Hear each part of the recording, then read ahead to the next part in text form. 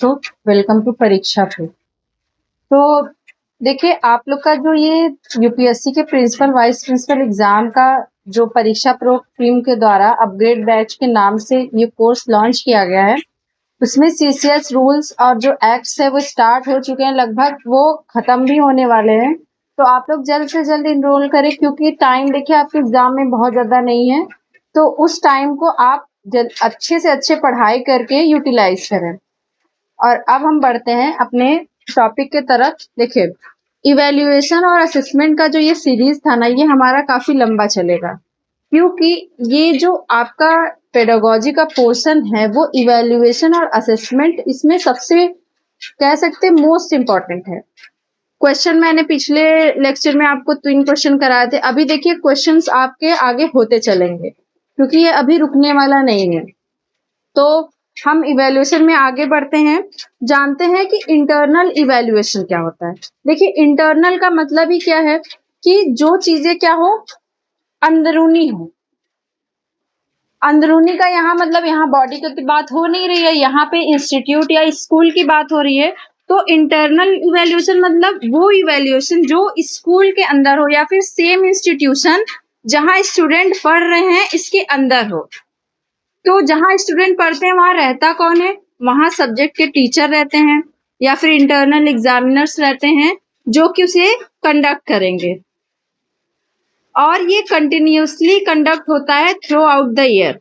तो इसीलिए हम क्या कह सकते हैं? फॉर्मेटिव। मैंने बताया था ना, फॉर्मेटिव क्या होता है? जिसमें बदलाव किया जा सकता है, जो पूरे साल चलता रहता है, और जो जिसमें बच्चे पढ़ते चलते हैं, सीखते चलते हैं, उसमें बच्चा रुकता नहीं है। और ये क्या करता है? स्पेसिफिक क्लासरूम ऑब्जेक्टिव और लर्निंग आउटकम्स पे फोकस करता है। इसके कुछ हम लोग एग्जांपल क्या ले सकते हैं? जैसे क्लास में टेस्ट होता है, कौन कराता है? हम लोग के सब्जेक्ट के टीचर। तो वो किस में आएगा? इंटरनल इवेल्युएशन में, क्योंकि वो स्कूल के द्वारा किया गया इवेल्युएशन है। और असाइनमेंट्स हो गया, जो सर मतलब स्कूल के टीचर कराते हैं, प्रोजेक्ट्स हो गया, अटेंडेंस हो गया, पार्टिसिपेशन हो गया, ऑब्जर्वेशन हो गया। तो ये सारे जो इवेल्युएशन होंगे वो किसके अंदर आएंगे? इंटरनल इवेल्युएशन के अंदर, क्योंकि ये जो इवेल्युएशन है वो वहां हो रहा है जहां हम लोग पढ़ रहे हैं, जहां स्टूडेंट पढ़ रहा है, उसी इंस्टीट्यूट में होगा जहां स्टूडेंट पढ़ रहा है, इसीलिए इसे बोला जाता है इंटरनल इवेल्युएशन। तो इससे क्या होगा? जब फॉर्मेटिव नेचर में है तो इससे क्या होगा? लगातार क्या मिलता रहेगा? फीडबैक मिलता रहेगा टीचर को, जिससे टीचर क्या करेंगे? लर्निंग को इम्प्रूव करेंगे। तो इंटरनल इवेल्युएशन क्या हो गया? फॉर्मेटिव इन नेचर होगा। और ये कौन कंडक्ट कराएगा? सब्जेक्ट के टीचर कंडक्ट कराएंगे या फिर इंटरनल एग्जामिनर। और ये होगा कहाँ? उस इंस्टीट्यूट में जहां भी बच्चा पढ़ रहा है। तो ये हो गया इंटरनल इवेल्युएशन। अब अगला देखिए, एक्सटर्नल इवेल्युएशन। तो एक्सटर्नल इवेल्युएशन इसके नाम से ही है कि ये स्कूल में नहीं होगा, ये एक्सटर्नल एजेंसी जैसे बोर्ड, यूनिवर्सिटी या आउटसाइड एग्जामिनर, जिसमें not directly involve in teacher, वो लोग लेंगे जो कि हमें पढ़ाए नहीं है। जैसे हम लोग वाइवा देने जाते थे, बोर्ड एग्जाम का सेंटर स्कूल में ना देके कहीं आउट देता था। तो ये क्या हो गया? External evaluation. क्योंकि एक्सटर्नल का मतलब क्या होता है? बाह्य, मतलब बाहर। जो इवेल्युएशन स्कूल से या फिर जिस इंस्टीट्यूट में हम पढ़ रहे हैं उससे बाहर हो, उसे हम क्या कहेंगे? External evaluation. तो ये किससे होगा? एक्सटर्नल एग्जामिनर से या आउटसाइड इंस्टीट्यूशंस। तो ये, और ये क्या होता है? Conducted at the end of A course term और ईयर। ये क्या होगा?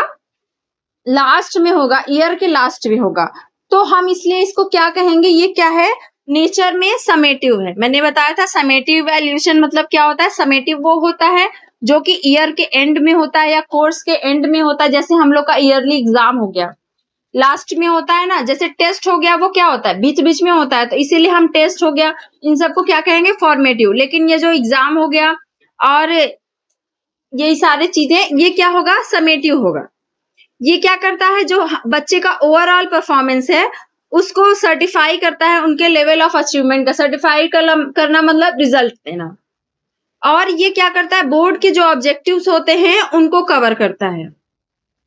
और इसके जो फीडबैक होते हैं वो लिमिटेड होते हैं, और इनमें जो इम्प्रूवमेंट के चांसेस होते हैं वो नहीं के बराबर, क्योंकि जब हमें कोई चीज बाद में पता चलेगी कि हमारे अंदर क्या कमी थी।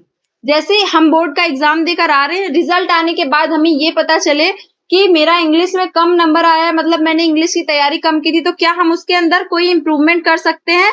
नहीं कर सकते हैं। तो ये क्या करता है? लिमिटेड फीडबैक देता है लर्निंग के इम्प्रूव करने के लिए। ये होगा एक्सटर्नल इवेल्युएशन। अब नॉर्म रेफरेंस्ड और क्राइटेरियन रेफरेंस्ड इवेल्युएशन क्या होता है?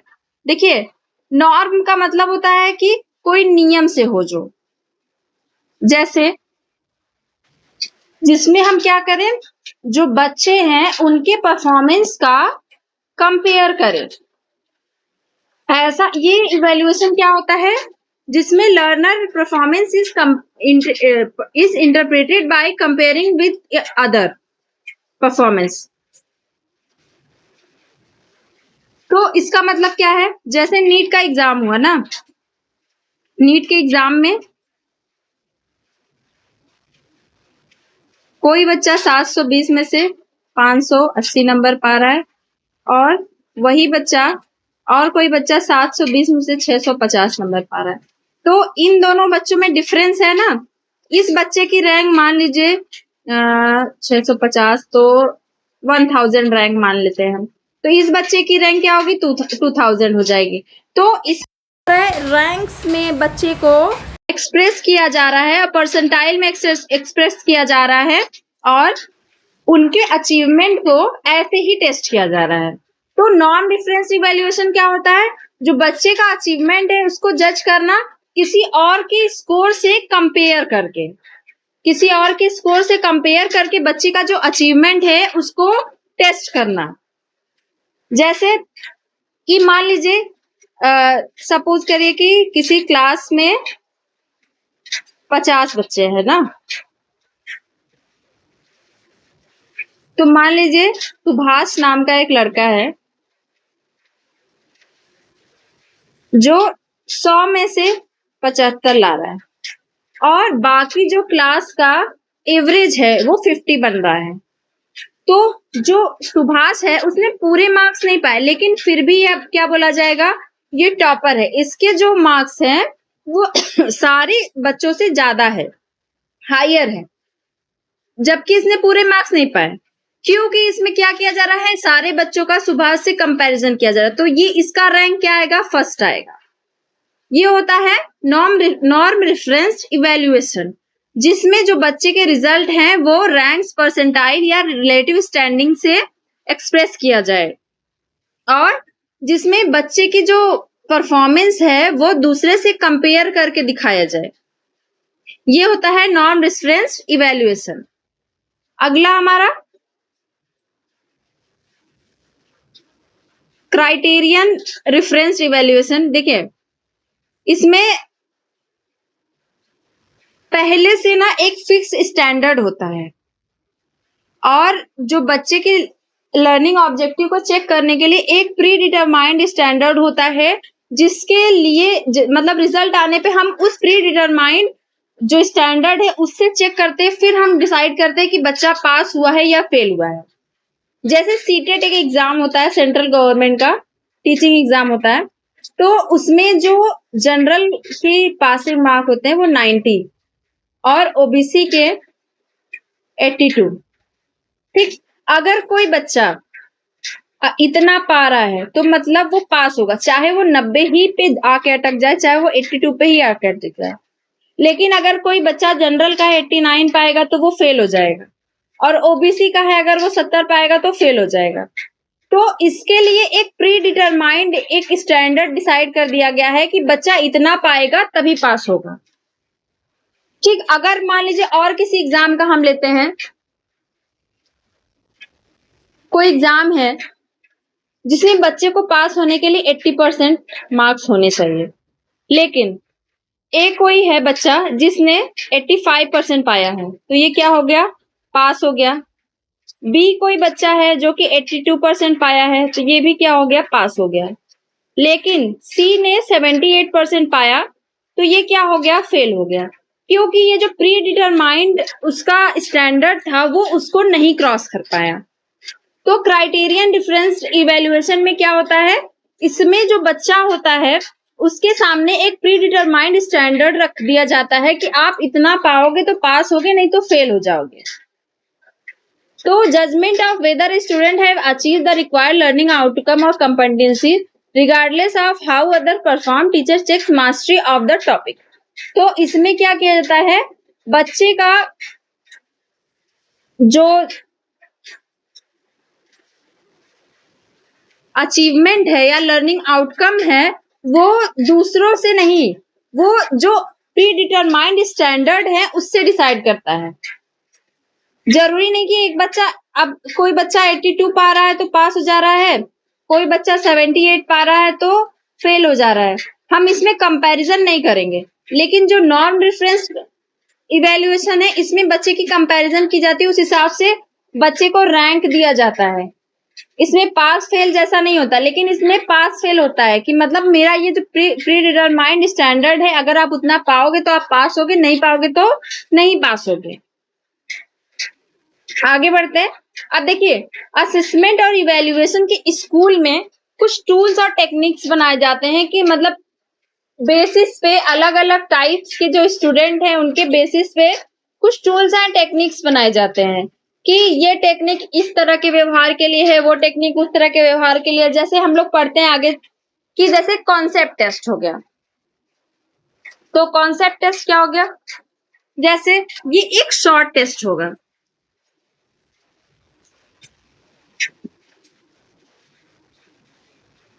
कैसा टेस्ट हो गया, मान लीजिए मैंने इवैल्यूएशन आपको पढ़ाया और उसको मैं आपका टेस्ट लेने के लिए सिर्फ इवैल्यूएशन का एक छोटा सा टेस्ट ले लूं कि क्या आपका ये कॉन्सेप्ट क्लियर हुआ या नहीं हुआ, तो वो किस में आएगा, वो कॉन्सेप्ट टेस्ट में आएगा। तो ये क्या करता है, ये जो प्रिंसिपल कॉन्सेप्ट होते हैं किसी भी कंटेंट के, उसको टेस्ट करने के लिए, बच्चे के अंडरस्टैंडिंग टेस्ट करने के लिए किया जाता है। ये ऐसे क्वेश्चंस, जैसे ऐसे उसमें क्वेश्चन, जैसे मैं इवैल्यूएशन जब आपको दूंगी तो मैं पूछूंगी इवैल्यूएशन के टाइप्स क्या होते हैं ना, फिर मैं उसके आगे आपसे पूछ लूंगी कि इवैल्यूएशन जो होता है इसके टूल्स क्या क्या होते हैं। और नॉर्मल ऐसे एग्जांपल लें, जैसे टीचर ने रेस्पिरेशन पढ़ाया तो teacher question they they what is respiration and define about aerobic and anaerobic respiration, तो ये क्या हो गया, कॉन्सेप्ट टेस्ट। ये एक छोटा सा टेस्ट होता है जो कि कोई टीचर मान लीजिए एक टॉपिक या एक चैप्टर पढ़ाने के बाद ले लेता है। अगला क्या है, सेल्फ रिपोर्ट टेक्निक। देखिए इसमें नाम ही पता चला, सेल्फ रिपोर्ट मतलब अपने बारे में ही हमें रिपोर्ट देना। तो इसमें क्या होता है, हम अपना इंफॉर्मेशन, फीलिंग, एटीट्यूड खुद से प्रोवाइड करते हैं। किसी भी व्यक्ति के बारे में जानकारी उसी से ली जाए, तो ये क्या होता है, सेल्फ रिपोर्ट टेक्निक। इसमें जैसे आता है इंटरव्यू, सुना होगा ना, इंटरव्यू हम जब देने जाते हैं तो सबसे पहले हमें क्या करना पड़ता है, अपने बॉडी पे वर्क करना पड़ता है, अपने बारे में सबसे ज्यादा जानना पड़ता है कि मैं मतलब मुझे क्या पसंद है, मेरी हॉबीज क्या है, मुझे खाने में क्या पसंद है, मुझे मेरा फेवरेट कलर कौन सा है। तो ये होता है इंटरव्यू।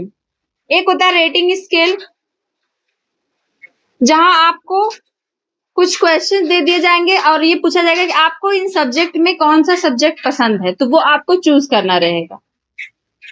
ऐसे ही होता है चेकलिस्ट भी, जिसमें आपको 2-3 ऑप्शन दिए रहेंगे जिसमें से आपको करेक्ट ऑप्शन टिक करना रहेगा। तो ये हो गया सेल्फ रिपोर्ट टेक्निक। अगला है हमारा असाइनमेंट। तो देखिए असाइनमेंट क्या होता है, एक ऐसा कार्य ये होता है जो शिक्षक किसी भी विद्यार्थी को पूरा विषय समझाने के बाद फिर उसका इवैल्यूएशन करने के लिए बाद में उसे होमवर्क के तौर पे दे दे। जैसे मान लीजिए मैं आगे जब आपको एनईपी पढ़ाऊंगी ना, एग्जाम्पल के लिए मैं बता रही हूँ, अभी फिलहाल एनईपी पढ़ेंगे हम, तो मैं आपको होमवर्क में ये दे दूं कि एनईपी के जो इम्पोर्टेंट पॉइंट्स हैं उसको 500 वर्ड्स में लिख कर आना है। तो ये क्या हो जाएगा, असाइनमेंट हो जाएगा। ठीक, असाइनमेंट हम लोग को स्कूल में मिलता था ना, जैसे कोई टॉपिक सर पढ़ा दिए, फिर बोला कि मान लीजिए साइंस में ही हम लोग को कोई टॉपिक पढ़ा दिया गया, जैसे रेस्पिरेशन ही मान लेते हैं, रेस्पिरेशन पढ़ा दिया तो सर फिर घर से बोलते थे कि तुम लोग का यही होमवर्क है कि तुम लोग रेस्पिरेशन को अपने शब्दों में लिख कर आओगे। मैं जानना चाहता हूँ तुम्हारे अंदर कितनी क्रिएटिविटी है, तुम इसके बारे में क्या सोचते हो। तो ये क्या हो गया, असाइनमेंट। अगला क्या है, ऑब्जर्वेशन टेक्निक। देखिए ऑब्जर्वेशन टेक्निक क्या है, जैसे मैं आप लोग को ऑफलाइन अगर पढ़ाऊं तो टीचर के अंदर ये कला होती है कि टीचर सिर्फ चेहरा देख के ये समझ जाता है बॉडी लैंग्वेज से कि मेरा पढ़ाया हुआ बच्चे को आ रहा है कि नहीं आ रहा है। और जैसे मान लीजिए साइंस लैब में सबसे ज्यादा तो यही ऑब्जर्वेशन टेक्निक यूज होता है। टीचर बच्चे को साइंस लैब में ले गया, वहां पे बहुत सारे इंस्ट्रूमेंट्स होते हैं, केमिकल्स होते हैं, वहां पे टीचर बस खड़े होके बच्चे को एक अपना आइडिया दे और ऑब्जर्व करता रहे कि क्या सारे बच्चे केमिकल्स का या टेक्निक्स का सही से यूज कर रहे हैं कि नहीं कर रहे हैं। तो ये क्या हो गया, ऑब्जर्वेशन टेक्निक हो गया। अगला क्या है, पीयर असेसमेंट। देखिए पीयर का मतलब क्या होता है, सहपाठी, मतलब जो साथ हमारे पढ़ने वाले हैं उनके साथ मिलके असेसमेंट करना, वो एक दूसरे को समझे, एक दूसरे का टेस्ट ले, तो वो क्या हो जाएगा, पीयर असेसमेंट। देखिए सबसे नया आपको इसमें लग रहा होगा सोशियोमेट्रिक टेक्निक। तो जो सोशियोमेट्रिक है उसमें दो शब्द है ना, सोशियो और मेट्रिक। तो सोशियो मतलब जो समाज से रिलेटेड, समाज के आपका समाज में रहने का तरीका है उससे रिलेटेड टेक्निक का जो यूज करे, जो टेस्ट करे, उसे हम क्या कहेंगे, सोशियोमेट्रिक टेक्निक कहेंगे। जैसे मान लीजिए फ्रेंडशिप के बारे में, ये क्या करेगा ना, जैसे टीचर आपसे आके पूछे कि तुम्हारा कोई एक बच्चा है जो सबसे अलग अलग रहता है, तो टीचर आके पूछे कि तुम्हारा सारे बच्चों से अलगाव का कारण क्या है।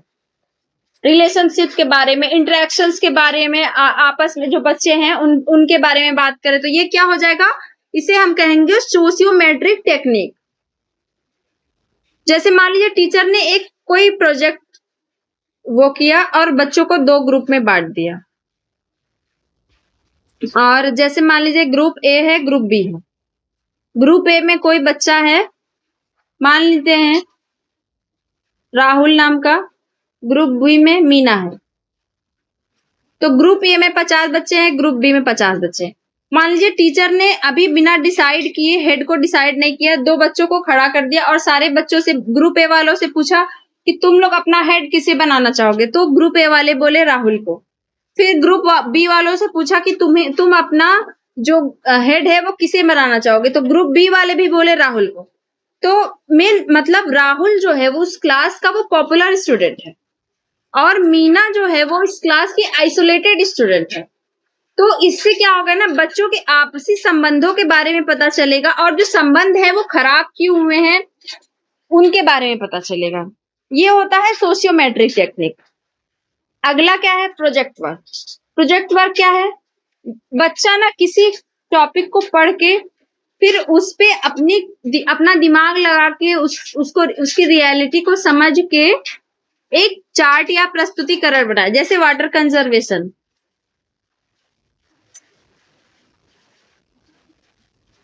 जल भी जीवन है, ठीक। तो वाटर कंजर्वेशन के बारे में टीचर ने आज पढ़ाया, कुछ थोड़ा बहुत पढ़ाया, और बच्चों से बोला कि आप घर से ये सोच के आना कि हम पानी को कैसे कैसे बचा सकते हैं। और टीचर ने ये किया कि जैसे बच्चों को बताया कि पानी कैसे बनता है, बारिश कैसे होती है, नदी झील, इन सब के बारे में बताया। तो टीचर ने ये बोला कि जो रेन वाला साइकिल होता है तुम उसका प्रोजेक्ट बना के ले आओगे, तो उसमें सारे बच्चे अपनी अपनी क्रिएटिविटी का यूज करेंगे, चार्ट पेपर पे, अच्छे अच्छे चार्ट पेपर पे, मतलब प्रोजेक्ट सारा बना के आएंगे। तो इससे क्या होता है, प्रोजेक्ट वर्क से क्या होता है ना कि बच्चों के जो क्रिएटिविटी है उसका पता लगता है। अगला जो है डिबेट। डिबेट क्या होता है कि दो लोग आपस में मिलकर किसी भी टॉपिक को लेकर डिस्कशन करें। हाँ, डिबेट पॉजिटिव होना चाहिए, उसमें निगेटिविटी नहीं होना चाहिए, लड़ाई झगड़ा नहीं होना चाहिए। ये हो गया techniques of assessment and evaluation.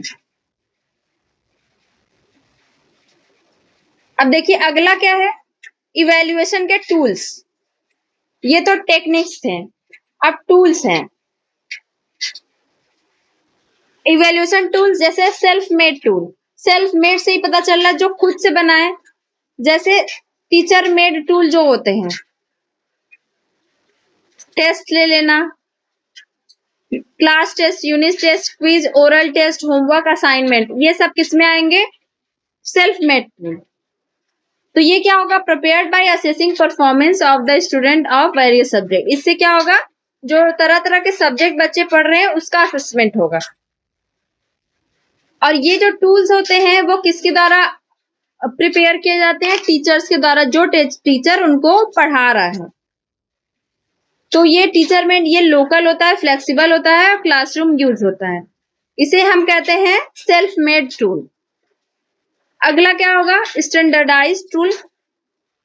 ये क्या होगा, साइंटिफिकली डेवलप्ड होगा और ये वैलिडेटेड, मतलब इसमें ना जो नॉर्मल इंसान है उसको नहीं, जैसे साइकोलॉजिस्ट लगेंगे, साइंटिस्ट लगेंगे, तब जाके ये टूल बन पाता है। तो ये क्या होगा, एडमिनिस्ट्रेड होगा, स्कोर अंदर uniform procedure and compare learners objectively. तो इसमें क्या होगा, साइंटिफिक होगा, रिलायबल होगा और लार्ज स्केल यूज होगा।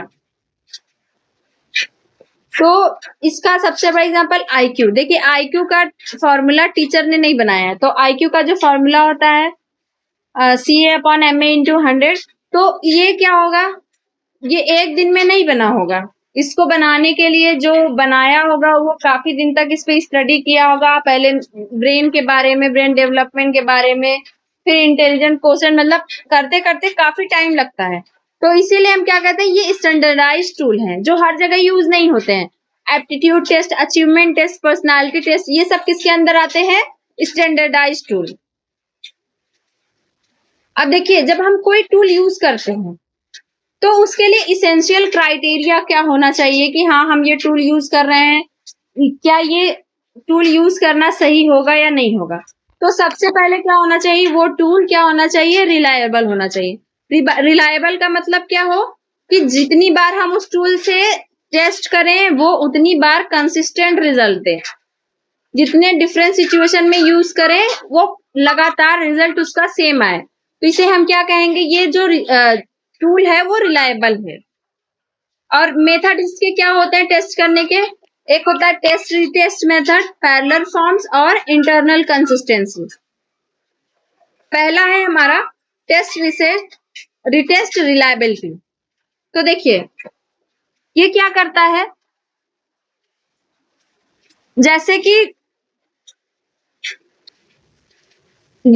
एक बच्चे के टेस्ट अभी लिए गए, फिर मान लीजिए 6 महीने बाद फिर टेस्ट लिया गया, अगर दोनों टेस्ट में सेम स्कोर आ रहा है तो हम क्या बोलेंगे, जो दोनों टेस्ट है वो रिलायबल है। उसे हम क्या कहते हैं, कोरिलेशन। जैसे कि हमने पहली बार टेस्ट लिया बच्चे का तो उसके मार्क्स आए 85, दूसरी बार लिया 35, क्या ये दोनों रिलायबल है? कोई बच्चा पहले 85 पाया था बाद में 35, तो ये रिलायबल नहीं है। तो ये क्या करता है ना, इसमें हम कोरिलेशन को मेजर करते हैं। अगर मान लीजिए कोरिलेशन की वैल्यू 1 आ रही है,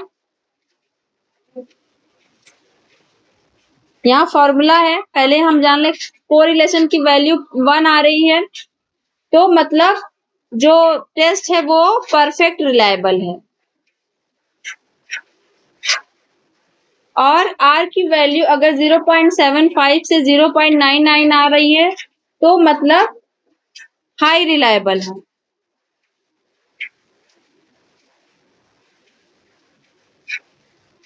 और अगर R की वैल्यू 0.25 से 0.74 आ रही है तो मॉडरेट रिलायबल है।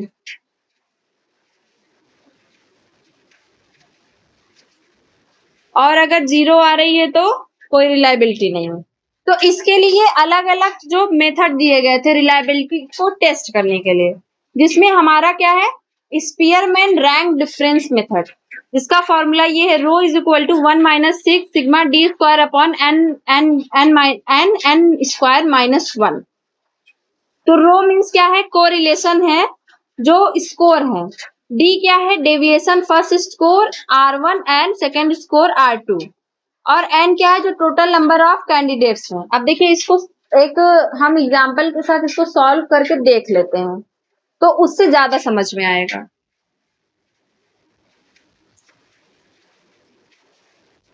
मान लीजिए ये 5 स्टूडेंट हैं, A, B, C, D, E। उनका फर्स्ट टेस्ट में A का 1 आया, B का 2, 3, 4, 5। सेकेंड टेस्ट में 2, 1, 3, 5, 4। अब देखिए ये जो मार्क्स हैं उसको देख के आपको कुछ समझ में आ रहा है। देखिए जो बच्चा पहले 1 पाया 2 पाया मतलब रिलायबल है, 2 पाया 1 पाया मतलब रिलायबल है, 3 पाया 3 पाया मतलब बहुत रिलायबल है। तो इसको टेस्ट करने के लिए स्पीयरमैन रैंक डिफरेंस मेथड दिया था। अब हम दोनों का डिफरेंस जानेंगे पहले, जिसको हम डी से डिनोट करते हैं, फिर हम डिफरेंस का स्क्वायर। तो 1 और 2 में डिफरेंस 1 माइनस 2 क्या होगा, -1, क्योंकि 2 बड़ा है माइनस उसके पास है तो -1। 2 में से 1 गया 1, 3 में से 3 गया 0, 4 में से 5 गया अगेन -1 बिकॉज 5 बड़ा है और माइनस उसके पास है, और 5 में से 4 गया 1। और देखिए अब हम इन सब का स्क्वायर करेंगे तो -1 का स्क्वायर +1, 1 का स्क्वायर 1, 0 का स्क्वायर 0, फिर -1 का स्क्वायर +1 और ये 1 का स्क्वायर 1। तो ये हो गया हमारा डी स्क्वायर। तो इसको ऐड करिए कितना आया, 1 1 1 1 मतलब 4। और हमारे कुल स्टूडेंट कितने हैं, 1 2 3 4 5 मतलब नंबर ऑफ स्टूडेंट क्या है 5।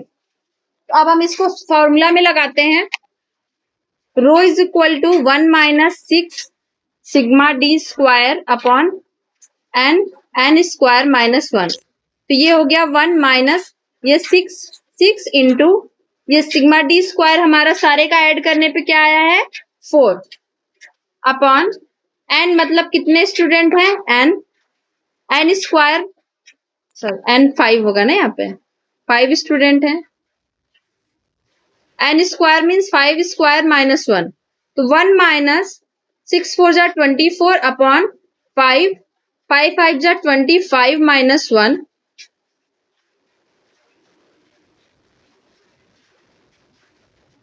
1 माइनस इसके ऊपर चलते हैं यहाँ पे 1 माइनस 24 अपॉन 5 इंटू 25 में से 1 गया 24। इसको सॉल्व करेंगे 1 माइनस 24 अपॉन 120। इसको इससे कट करेंगे 1 अपॉन 5 आया। अब देखिए इसको सॉल्व करेंगे 5 1 जा 5 माइनस 1 अपॉन 5, इसका आया 4 अपॉन 5 मतलब 0.80। इसको डिवाइड करेंगे 5 × 40 तो 0.80।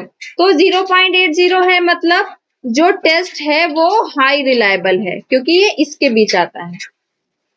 ठीक, तो ये हो गया स्पीयरमैन रैंक डिफरेंस मेथड। ये हम लोगों ने देख भी लिया था कि जो टेस्ट है टेस्ट 1 टेस्ट 2 एक दूसरे से काफी रिलायबल है। अब आगे बढ़ते हैं। ये देखिए ये जो टेस्ट रीटेस्ट मेथड का ये पहला था स्पीयरमैन रैंक डिफरेंस। अब अगला है कार्ल पियर्सन मोमेंट मेथड।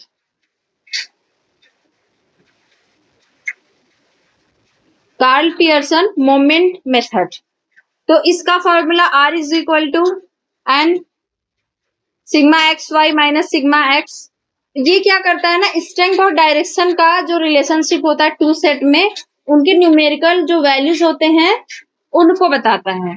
और ये जो formula Karl Spearman rank difference formula होता है ये हमें बताता है कि जो टू रैंकिंग्स हैं वो एक दूसरे से रिलायबल हैं या नहीं है। तो देखिए इसमें भी हम कोरिलेशन जानेंगे दो टेस्ट में कि क्या ये दोनों टेस्ट एक दूसरे से रिलायबल हैं या नहीं है। तो हम ले लेते हैं अपना एक पूरा वैल्यू। फिर स्टूडेंट, मान लीजिए student A B C D E, test 1 है,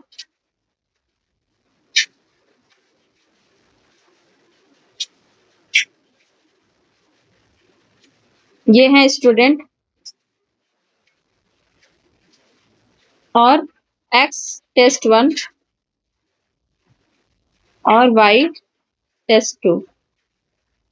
देखिए यहाँ पे जो फॉर्मूला है n sigma x y minus sigma x into sigma y, फिर ब्रैकेट में रूट स्क्वायर में सिग्मा एन सिग्मा एक्स का स्क्वायर माइनस सिग्मा एक्स का स्क्वायर एक ब्रैकेट में, दूसरे ब्रैकेट में एन सिग्मा वाई का स्क्वायर माइनस सिग्मा वाई का स्क्वायर। तो टेस्ट 1 में हम देखते हैं ए ने 70 पाया, बी ने 80 पाया, सी ने 60 पाया, डी ने 90 और ई ने 75। और टेस्ट 2 में वाई ने 72 और 82, 58, 91, 76। तो ये देखिए, पहले देख के लग रहा है ना ये दोनों कितने रिलायबल है, 70, 72, 80, 82, 60, 58, 92, 91, 75, 76, मतलब एक दूसरे से रिलायबल हैं। अब हम इसको सॉल्व करके देखेंगे।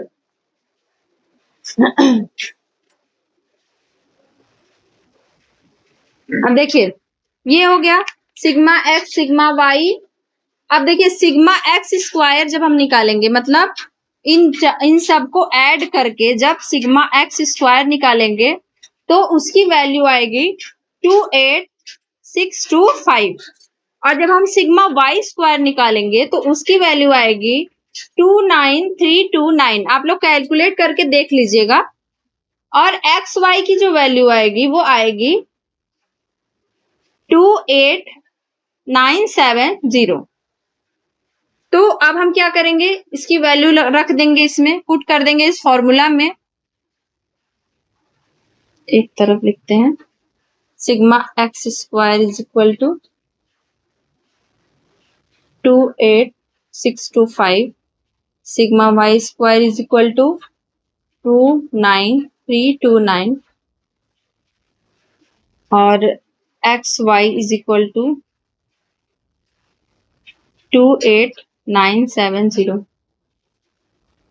अच्छा, सिग्मा एक्स वाई कैसे निकलेगा, पहले इन दोनों का मल्टीप्लाई करेंगे ना, इसका मल्टीप्लाई, फिर इसका मल्टीप्लाई, ऐसे करके फिर सारे को ऐड कर देंगे तो हमारा सिग्मा एक्स वाई निकल जाएगा। सारा सॉल्यूशन अगर मैं आपको डिटेल में बताने लगूंगी तो टाइम लेगा, क्योंकि इसका अभी आगे भी आएगा। पूरा आपका एक जो स्टैटिक्स है उसका एक चैप्टर ही है, मुझे दोबारा आपको फिर से पढ़ाना है, अभी मैं आपको सिर्फ शॉर्ट में बता रही हूँ। तो इसको फॉर्मूला में रखने से अब देखिए यहाँ पे हम रखते हैं R is equal to n, क्या है, number of student 1 2 3 4 5 into sigma x y क्या है 28970 माइनस सिग्मा एक्स क्या है 375, सिग्मा एक्स 375 है और सिग्मा वाई है 379। एन क्या है, नीचे वाले में चलते हैं, स्क्वायर रूट में एन क्या है 5 into sigma x square 28625 minus sigma x square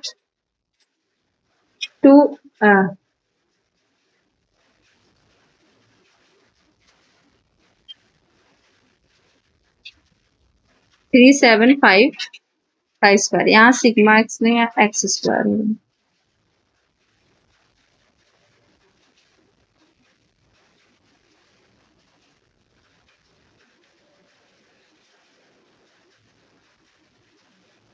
sigma x होगा, यहाँ स्क्वायर नहीं होगा, सिग्मा वाई होगा, यहाँ स्क्वायर नहीं होगा।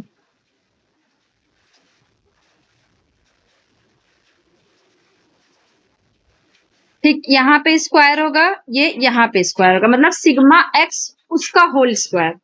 ठीक, ये हो गया। और फिर यहाँ पे एन सिग्मा वाई कितना है 9 3 2 9 एन यहाँ कितना है 5 इंटू माइनस सिग्मा वाई कितना है 379 का होल स्क्वायर। अब इसको जब सॉल्व करेंगे तो वैल्यू लगभग 0.995 आएगा। तो 0.995 का मतलब क्या होगा यहाँ से, अभी बताया था ना मैंने, यहाँ पे मतलब हाईली रिलायबल है। ये जो दोनों टेस्ट हैं एक दूसरे से काफी मैच करते हैं, मतलब जो दोनों के मार्क्स हैं वो रिलायबल है, एक दूसरे बार बार जो रिजल्ट आ रहे हैं वो कंसिस्टेंट आ रहे हैं। कंसिस्टेंट का मतलब ये नहीं कि एग्जैक्ट 70 है तो अगले में 70 ही आए, 72 है तो अगले में 72, नहीं, ऐसा हो कि जो देख के लगे कि हाँ वो एक ही स्टूडेंट का है। ये नहीं कि एक एग्जाम में कोई बच्चा 100 में से 5 पाया है तो दूसरे में 100 में से 100 पा जाए, तो ये दोनों क्या होंगे, रिलायबल नहीं बोले जाएंगे। तो ये हो गया आज का आपका क्लास, जिसमें हम लोगों ने इवैल्यूएशन के बारे में पढ़ा कि उसके जो दो टाइप्स होते हैं, इंटरनल एक्सटर्नल, नॉन रेफरेंस और क्राइटेरियन, और इवैल्यूएशन के टेक्निक्स, और जो उसके टूल्स होते हैं वो इफेक्टिव टूल्स जो होते हैं वो रिलायबिलिटी को, उसमें जो रिलायबिलिटी है उसके अंदर जो 3 मेथड्स थे, ये पहला मेथड हम लोग कंप्लीट कर चुके। अगला जो दोनों मेथड है वो अगले आपके लेक्चर में कवर होगा, क्योंकि अब ये देखिए इवैल्यूएशन ऐसा नहीं कि मैं 1-2 लेक्चर और पढ़ाऊंगी वो खत्म हो जाएगा, अभी ये काफी लंबा चलेगा। तो धैर्य बना के बस आप लोग अच्छे से पढ़ाई करते रहिए, बाकी जो आपके कॉन्सेप्ट्स हैं उसको मैं आराम से क्लियर करती जाऊंगी। ठीक है, मिलते हैं अगले क्लास में। Thank you so much.